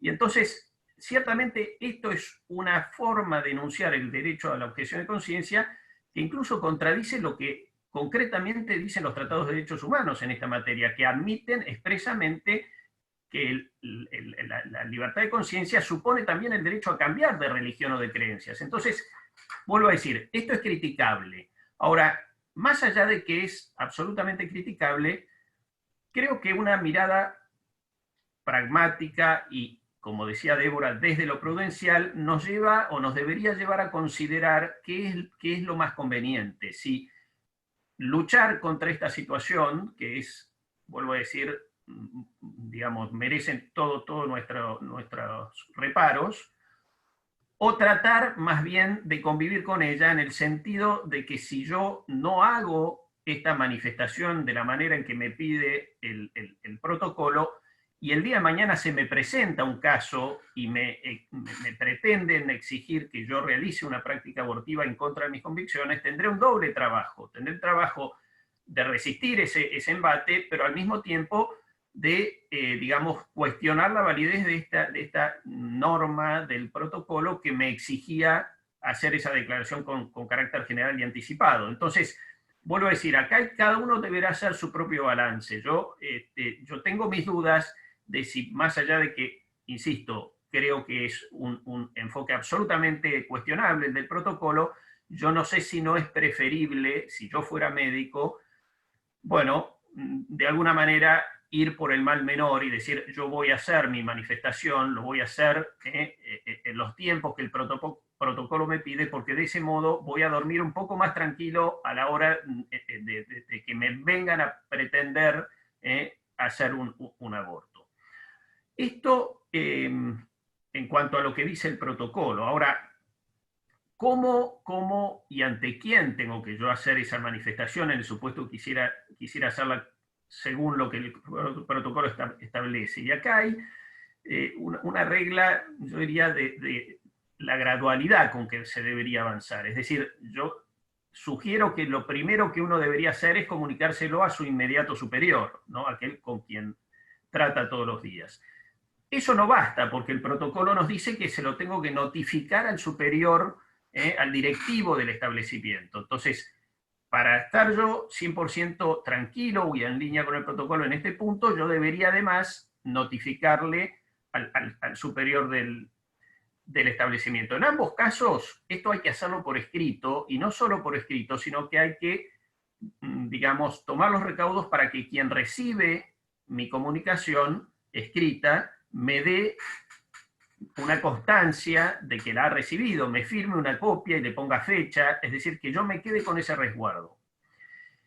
Y no solo hay que hacerlo por escrito, sino que además hay que fundar el porqué de la objeción. No necesita ser una fundamentación exhaustiva, pero sí tiene que ser suficientemente seria. Es decir, yo tengo que explicar en qué justifico mis reparos de conciencia para avenirme a hacer un aborto. Serán mis creencias religiosas, serán mis convicciones morales, será mi convicción de que ahí hay una vida humana, y con 3 o 4 o 2 argumentos yo tengo que respaldar esa objeción que estoy haciendo para darle la seriedad suficiente. Eso es lo que yo diría desde el punto de vista práctico. Después hay otra pregunta que... ¿Puedo sí, por supuesto. Cuando yo ejercí en el hospital, que bueno, fueron muchos años, pero dejé ahora hace 2 años, la dirección que estaba a cargo en ese momento no permitió un registro de objetores. Yo no permito un registro, o sea que se hizo absolutamente complicado. Entonces la única forma digamos, de lograr este acto administrativo fue mandar un memorándum con copia y recibir la copia, pero era algo muy frágil, porque uno no tenía la certeza que eso iba a servir de peso para el momento que se requiriera. Y el otro problema es que es una lástima, digamos, por supuesto, hoy en día es mucho mejor ser objetor que no ser objetor para no estar expuesto a que le exijan cosas que uno no está de acuerdo. Pero esto va a llevar a un empobrecimiento de la calidad médica en la salud pública, porque entonces va a haber casos que desde el punto de vista médico y ético puedan ser, digamos, podrían ser considerados por un profesional capaz para eventualmente ser contemplados dentro de las opciones, y va a perder esa posibilidad porque la mayoría de los médicos, por evitar esta presión, se va a registrar como objetor. Yo tuve mi primer beca en Estados Unidos en los años 70, en el estado de Missouri, donde recientemente se había aprobado el aborto, que en ese momento eran los 70, era hasta los 24 semanas. Ahora lo corrieron a las 21 porque entre tanto ya un bebé un feto de 24 semanas sobrevive. Y entonces los abortos los hacía una inmigrante malaya. Los médicos rubios de ojos azules, yanquis, no hacían los abortos, lo hacía esta pobre mujer, realmente pobre mujer, estaba 8 horas por día haciendo abortos, y era una tragedia ver lo que pasaba. Pero, digamos, más allá de que ella estaba sometida por vaya uno a saber qué condiciones de vida tenía, pero esto se va a reflejar en la salud pública en los próximos años, porque el médico que tenga reparos morales a que lo sometan a cualquier cosa que no está de acuerdo, o va a ser objetor o se va a tener que ir, porque hay instituciones que ahora presionan a que no pidas un cargo si no vas a hacer un aborto. Entonces, dentro de los próximos 10 años se va a ver un empobrecimiento, y a la vez va a haber un florecimiento de los juicios, porque es absolutamente ingenuo o irresponsable decir que el aborto médico es seguro. Cualquiera que haya tenido un aborto espontáneo en la familia sabe el sangrado que implica y que no puede haber un aborto seguro. Entonces, posiblemente sea más seguro en un hospital que en un ámbito fuera del hospital. Pero eso también tiene que ver con las condiciones del hospital.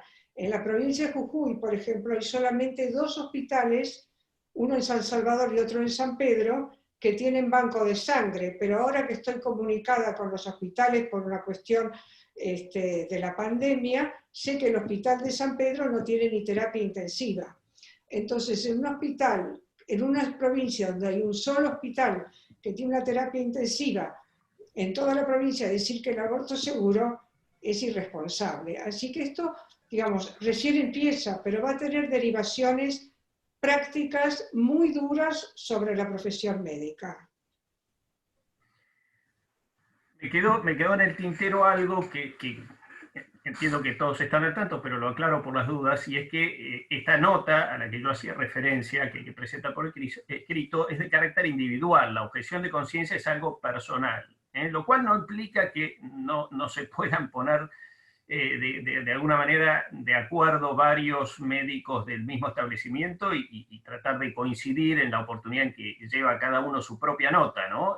Casi como para visibilizar mejor el fenómeno de que hay cierto núcleo importante de médicos que ven la cosa de la misma manera o de manera similar, pero ciertamente que es una objeción de conciencia, es un derecho que se ejerce de manera individual, más allá de la llamada objeción de conciencia institucional, de la cual ya se va a hablar más adelante. Yo lo que también me gustaría, doctora Weinberg, si usted cree que nos puede aportar algo, porque hay una pregunta que dice: ¿qué debe quedar por escrito en la historia clínica para evitar demandas judiciales? Y yo entiendo que la pregunta va dirigida es si debe asentarse algo respecto a la objeción de conciencia. Y la verdad es que yo no estoy en condiciones de responder esta pregunta. Digamos... Bueno, si la paciente concurre a la guardia, el tema no se tiene que resolver por guardia.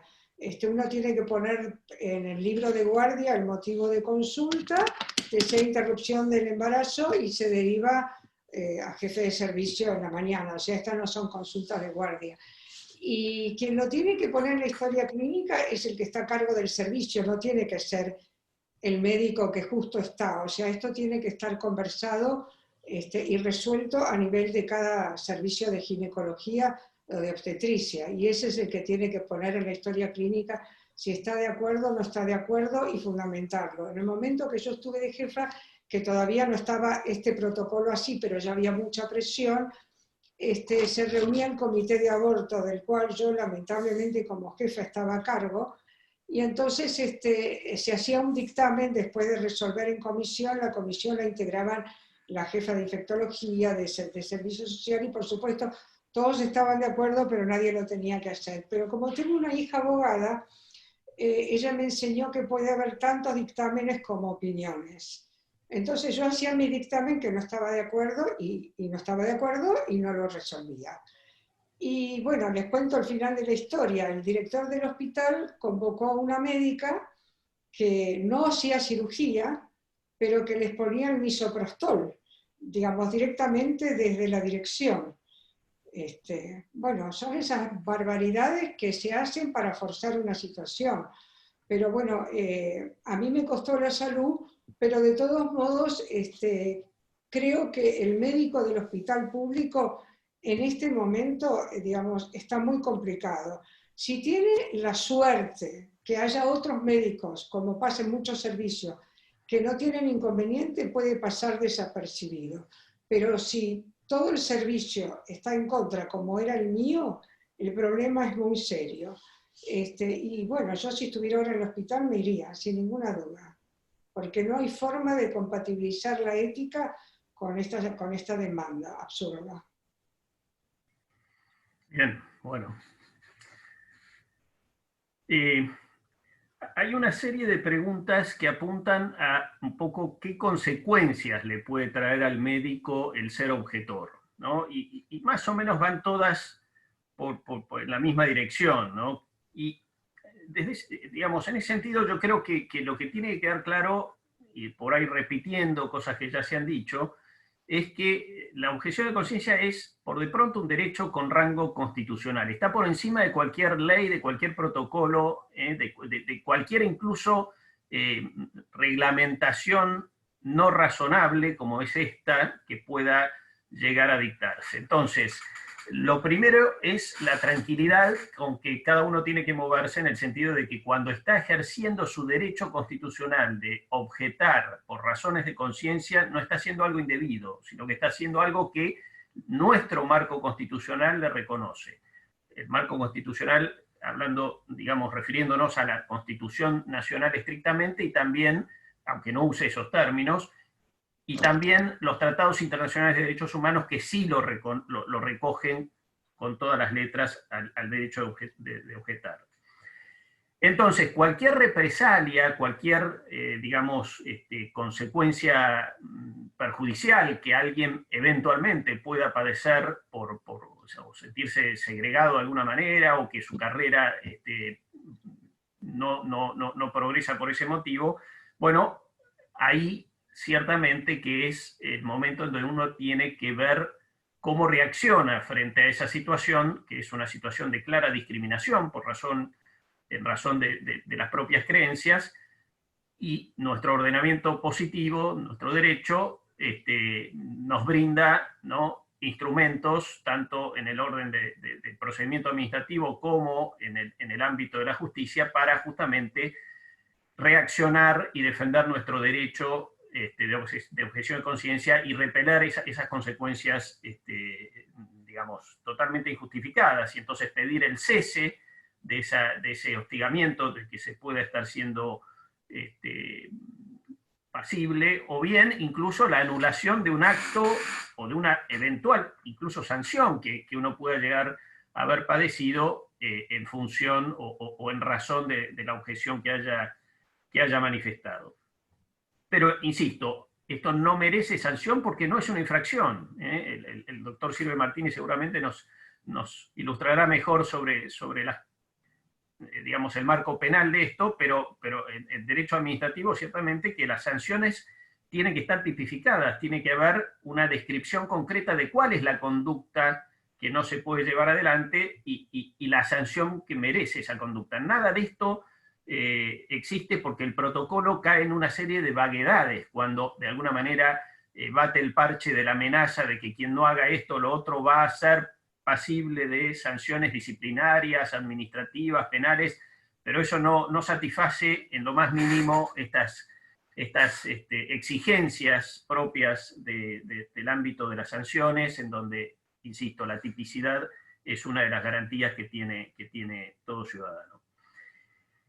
Y después hay otra pregunta que dice, si el paciente dudara en realizarlo, ¿puedo convencer al paciente a no hacerlo o hacerlo? ¿Tendría alguna responsabilidad legal sobre ello?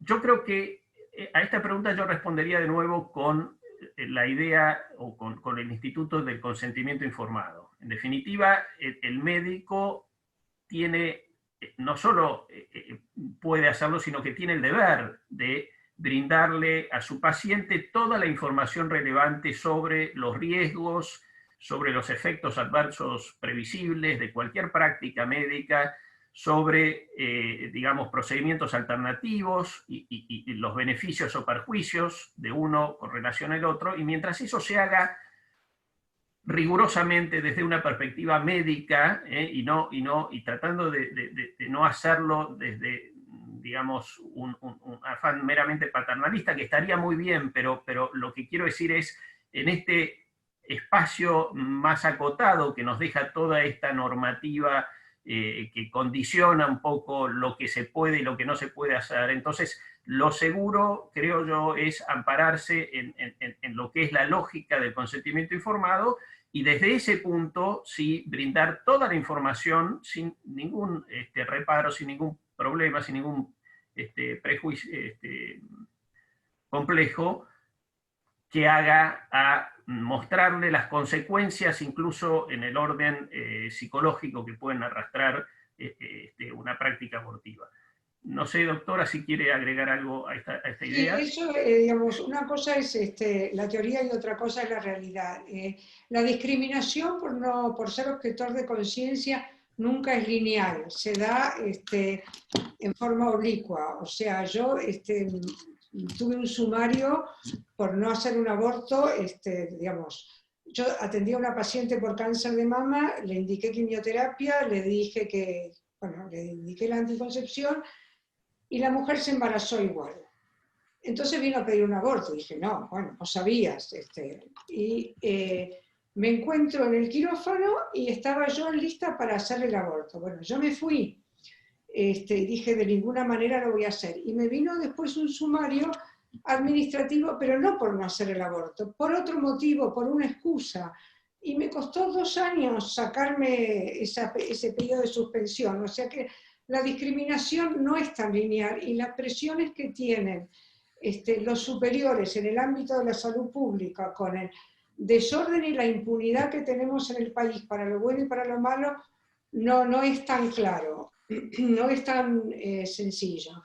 Y si nosotros le explicamos mucho a la paciente sobre los peligros que corre y las consecuencias que pueden tener, también eso se interpreta como vos querés convencerla de que no se haga el aborto. O sea que es un tema donde uno siempre camina por un hilo, por una cornisa o sobre sobre una soga, sobre un precipicio.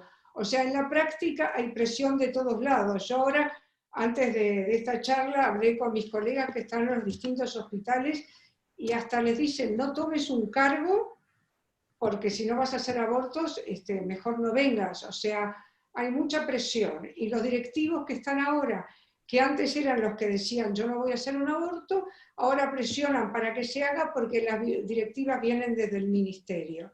Entonces, bueno, está la hipocresía, el cinismo de la política en general. Y es muy duro sobrevivir a eso.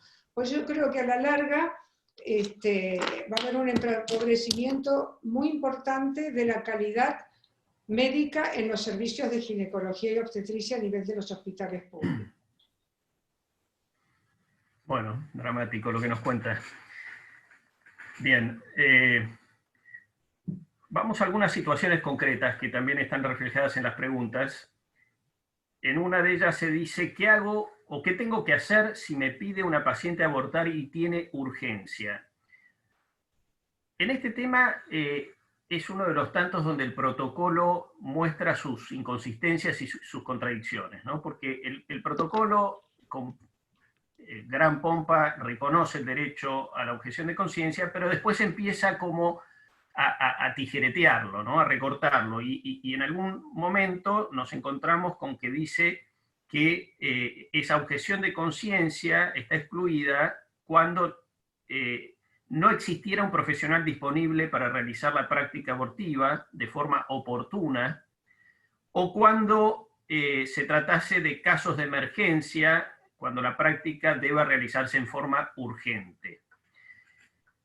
Lo cual, primero de todo, me gustaría en ese sentido que nos cuente la doctora Weinberg si es realmente posible pensar en muchos escenarios donde haya tal urgencia para la práctica del aborto. No es, un aborto médico no es una urgencia, nunca es una urgencia. Ahora, si se trata de, qué sé yo, de una situación obstétrica donde, digamos, hay una hemorragia enorme, bueno, eso es para salvar la vida de la madre, eso no está en este contexto. O sea, siempre hay que salvar la vida de la madre, o digamos, eso no, eso es del juramento hipocrático, esto no tiene nada que ver con este protocolo. Pero un aborto no es nunca una urgencia, un aborto médico. Perfecto. Bueno, entonces, justamente como imaginé que era así. En la guardia, el médico de guardia no tiene ninguna preocupación, anota en el libro de guardia el motivo de consulta y se la deriva por la vía correspondiente, que es cuando está todos los jefes de servicio, porque aparte no debe ser jamás la decisión de un solo médico, ni a favor ni en contra. Esas son las ventajas que tienen las instituciones, que son servicios, y las decisiones se toman en forma grupal y interdisciplinariamente en general. Digamos, no solo en el caso del aborto. Yo me acuerdo de una paciente que tenía un tumor de ovario y tenía una enfermedad cardíaca severa.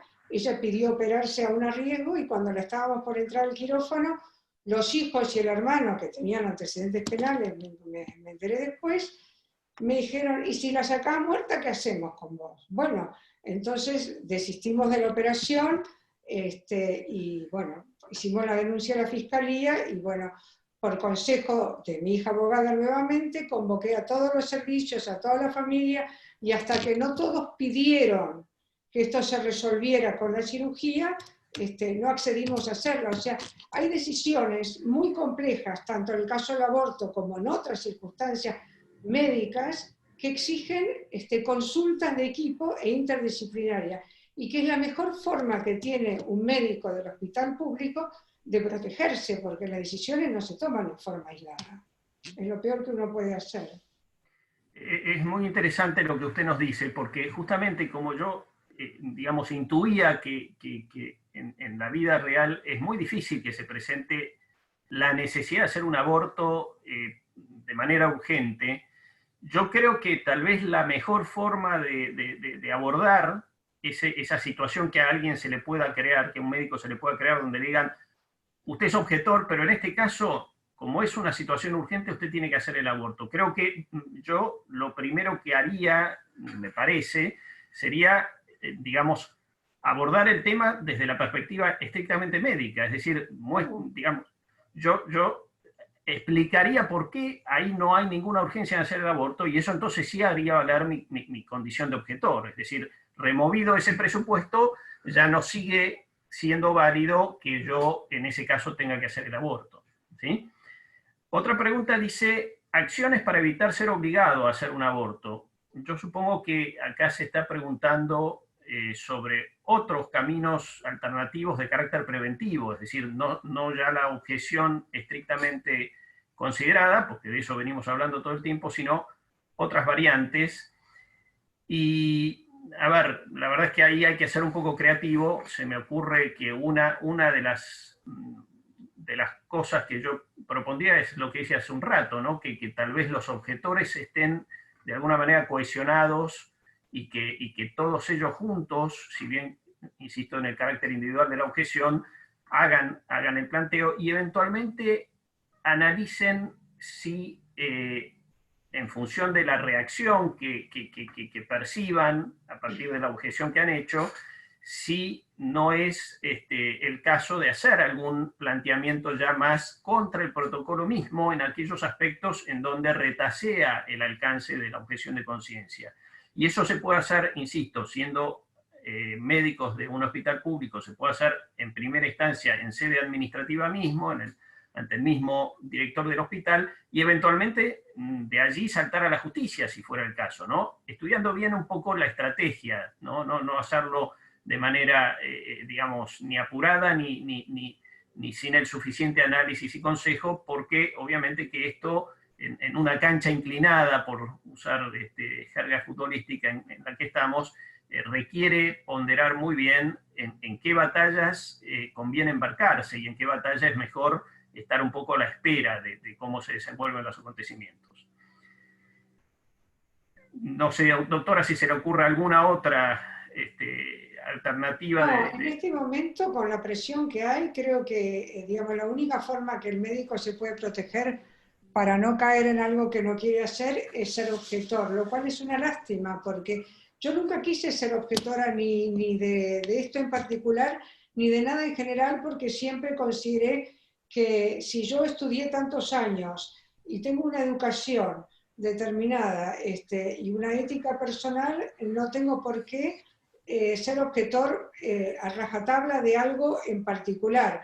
Siempre prefiero permitirme la libertad de elegir para cada caso. Y lo cierto es que si me viene una nena embarazada de 10 años, que ha llegado a pasar, que nunca llegó a menstruar, que se enteró que estaba embarazada cuando vio crecer la panza porque era una nena, y que la violó el tío, y interviene un fiscal, le quita la tenencia a la familia y se la da a la abuela, la saca de ese ámbito familiar, y se sabe que el embarazo a esa edad, con una estatura de 1 metro, es mucho más peligroso seguirlo adelante que en una chica de 15 años que mide 1,60 m.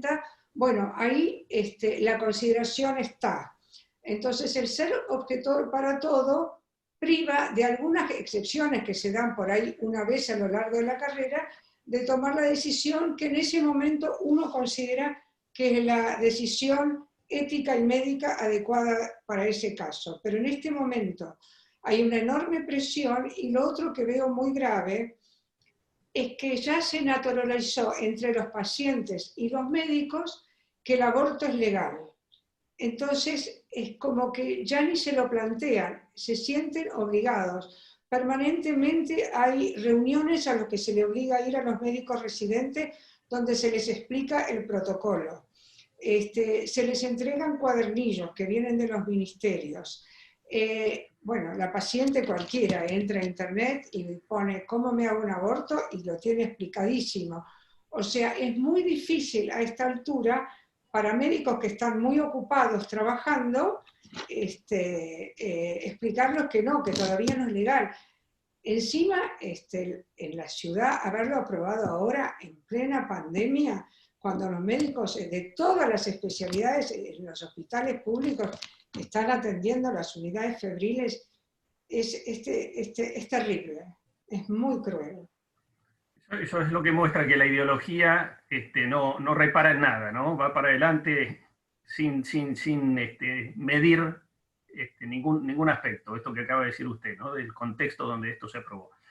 Hay una pregunta acá que habla de si para poder darte un cargo público o privado pueden solicitar que no presentes objeción de conciencia. La respuesta es muy simple, ciertamente que no, ¿no? La única condición que nuestro ordenamiento pide para ocupar un cargo público es la idoneidad, ¿no? Y esto no tiene nada que ver con la idoneidad.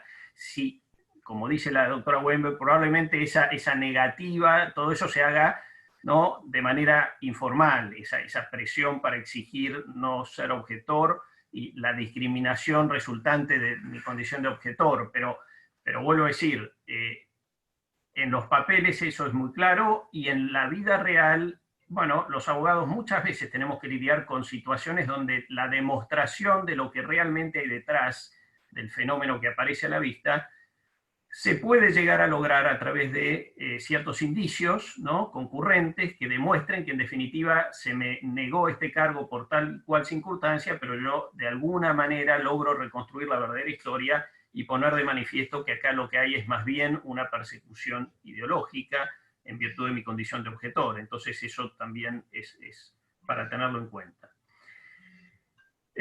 Otra pregunta dice, si se presenta una paciente deseando el aborto, ¿estoy obligada a derivarla a un colega o centro en donde se haga, o me puedo negar? Algo de esto ya se dijo, obviamente que hay una notoria inconsecuencia en el protocolo, me reconocen el derecho a objeción de conciencia y después me obligan a derivar el caso, es decir, me obligan a cooperar con algo con lo que yo claramente estoy en contra, ¿no? Entonces, ese contrasentido nos lleva obviamente a repudiar el protocolo en este aspecto, a decir que esta indicación no es válida, ¿no? Ciertamente no es válida, y agarrarnos, yo diría, de algo que, de nuevo, dice la propia Corte en el fallo FAL, en donde lo que establece es que leo textualmente, es siempre el Estado, como garante del derecho a la salud de la población argentina, el que tiene la obligación de poner a disposición de quien solicite la práctica las condiciones médicas e higiénicas necesarias para llevarlo a cabo de manera rápida, accesible y segura. Es decir,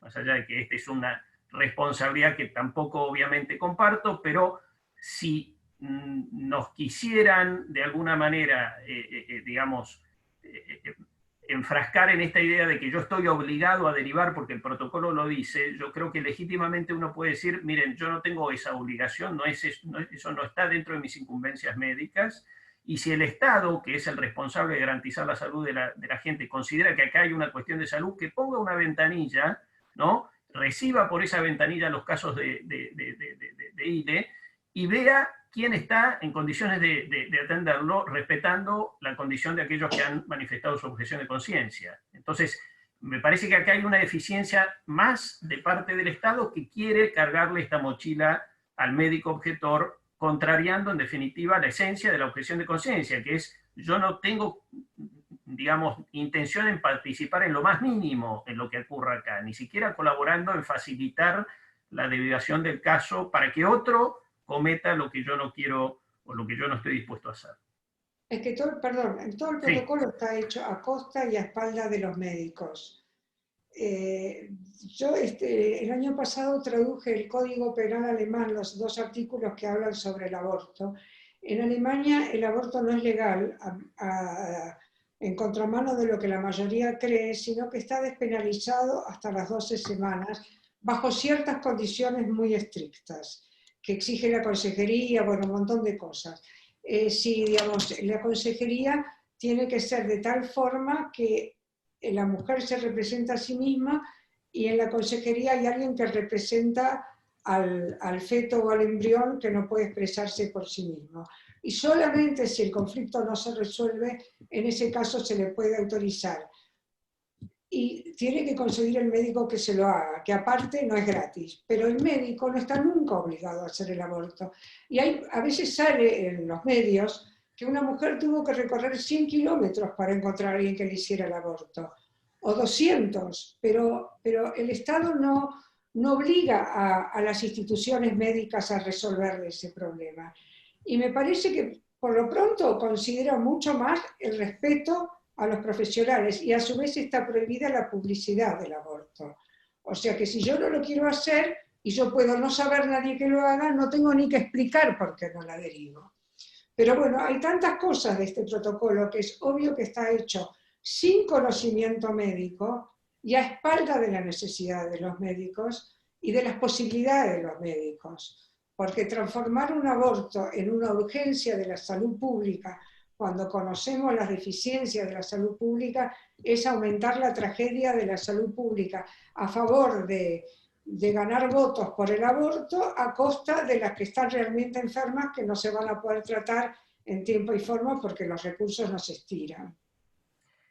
Hay varias preguntas que quedan en el tintero. Quiero, si nos queda tiempo, Nicolás, por lo menos responder brevemente a una que me parece muy importante, que dice: ¿la objeción de conciencia es confidencial o un documento público? Acá entra en juego la Ley de Protección de Datos Personales, ¿no? En definitiva, esa ley nos define como datos sensibles los datos personales, entre otros, ¿no? Pero que revelan convicciones religiosas, filosóficas y morales. Y después establece la misma ley que el responsable y las personas que intervengan en cualquier fase del tratamiento de datos personales que están obligados al secreto profesional respecto de los mismos. Y que esta obligación subsiste incluso luego de finalizada su relación con el titular del archivo de datos. Es decir, estamos claramente acá frente a un dato sensible que no puede revelarse y que aquel a quien el objetor se lo transmite tiene esta gravísima responsabilidad de protegerlo, de velar por que esto no trascienda. Entonces, a la pregunta se responde un poco de esa manera, ¿no? Es ciertamente información confidencial, no es un documento que pueda estar circulando o hacerse público, y si se hiciera, están previstos en la Ley de Protección de Datos justamente los remedios para que se apliquen las consecuencias de esa revelación de una información que está calificada como sensible. ¿Puedo agregar algo? Sí, por supuesto. En el momento en que se debatía en el Senado la legalización del aborto, la Confederación Médica de la República Argentina mandó un documento al presidente de la Comisión de Salud poniendo todas las objeciones al protocolo, y dentro de eso estaba que, que el registro de objetores tiene que ser absolutamente confidencial y no puede ni debe discriminar al médico. Pero bueno, ni se leyó lamentablemente esa declaración que era importantísima en las sesiones del Senado. Yo les puedo hacer llegar la copia, y no se tuvo en cuenta al elaborar este protocolo. Bueno, no sé, supongo que estamos con tiempo cumplido. Yo por mi lado simplemente agradecer la paciencia de todos los que siguieron al pie del cañón hasta ahora, y agradecerle mucho a la doctora Weinberg su compañía, que para mí ha sido un orgullo, y gracias a los organizadores de estos encuentros que creo que son muy oportunos para el tiempo que nos toca vivir. Bueno. Yo nada más, muchas gracias. Sí, es un tema que siempre me vuelve a remover, muchos años de duras experiencias, pero siempre vale la pena, siempre vale la pena. Yo siempre pongo un ejemplo que se lo di a mis residentes en ese momento cuando estaba en el debate la ley, que fue que de Bulgaria no se deportaron judíos, porque cuando el primer ministro de Bulgaria quiso hacer entrar el tren que mandaba Hitler para deportar los judíos, el arzobispo de Sofía convocó al gran Ramiro y lo invitó a dormir en su casa, y que a la mañana se iban a acostar en las vías del tren para no dejar pasar, entrar el tren. Con lo cual 43.000 judíos no fueron deportados. Y muchas veces los jóvenes en instituciones públicas, que son, los directivos son mayores y autoritarios, creen que tienen que obedecer. Pero los jóvenes tienen la virtud, cuando son residentes o son médicos jóvenes, de formar un grupo, y si se juntan pueden lograr cambios. El tema es tener el coraje y la unidad. Así que bueno, siempre vale la pena seguir intentándolo. Muchísimas gracias, doctora, por ese testimonio. Aquí han llegado muchos mensajes de felicitaciones a ambos.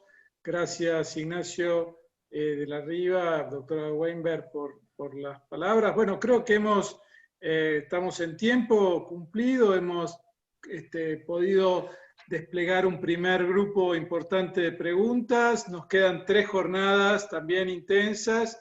Creo que se ha cumplido el objetivo. Quiero agradecer muy especialmente a los 4 oradores porque mantuvieron el espíritu de conversación y de pregunta y de intercambio que nos habíamos propuesto. Así que muchísimas gracias. Nos reencontramos el día jueves que viene a las 18 horas. Si tienen alguna consulta la pueden enviar por mail. Y bueno, muchísimas gracias por conectarse. Bueno, buenas noches, gracias. Bueno.